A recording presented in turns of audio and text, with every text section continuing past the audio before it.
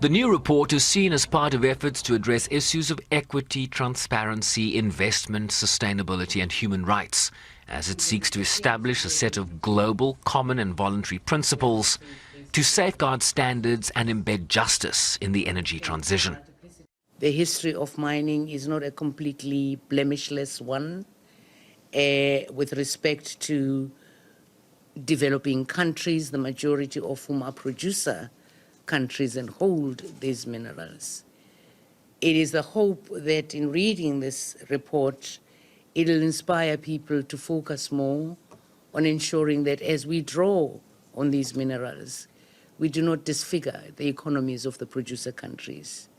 We do not disable them and incapacitate them while extracting and benefiting and ensuring that we somehow rise to the challenge of meeting our climate change goals. So at the heart of it is the need to look at the development issues such as value addition, beneficiation at a source, equity and justice within and between nations, intergenerational equality, and gender issues across the value chain, as it were. It is important that the essence of this report is to inspire care and caution to avoid the mistakes of the past, where we are already seeing conflict generated by the scramble for these resources, particularly in my continent, that is bleeding. The panel's recommendations include establishing a high-level expert advisory group housed within the UN to coordinate on economic issues in the mineral value chains, a global traceability and transparency framework, creating a fund to address legacy issues as a result of derelict, ownerless or abandoned mines, and to empower small-scale miners to become environmental stewards and agents of transformation and development. As efforts to limit global warming and avert climate catastrophe depends increasingly on a sufficient, reliable and affordable supply of critical energy transition minerals such as copper, lithium, nickel, cobalt and rare earth elements, which are viewed as essential components of clean energy technologies. From solar panels to electric vehicles, the growing appetite for battery storage and wind turbines. With governments agreeing at the last climate conference, COP28 in Dubai, to triple renewable energy capacity and double energy efficiency by 2030. Traceability, transparency, accountability are critical to bring change and to improve the situation.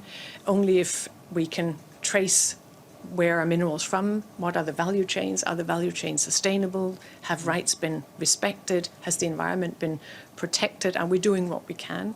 That requires traceability to lift the floor globally to make sure that the practices overall are better. So that is another actionable recommendation for the establishment of a traceability system, a system that will also help artisanal and small-scale miners that are some of the people that have the hardest circumstances and that benefit the least from the minerals value chain that they are part of, but also again indigenous peoples whose rights and opportunities must be promoted and implemented in all the work here.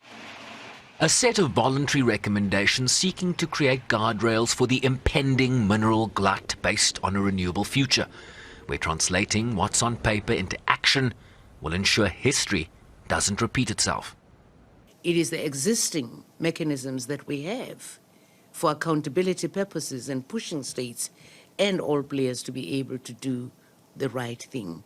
But when you couple that with international humanitarian law, the responsibility even goes towards individuals. Does it require a specific program to operationalize this?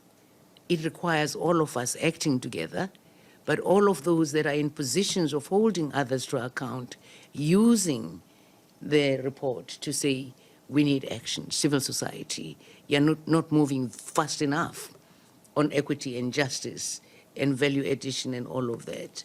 And human rights, special procedures, saying to states, tell us what you're doing to allow, fair trade where the right to development is concerned.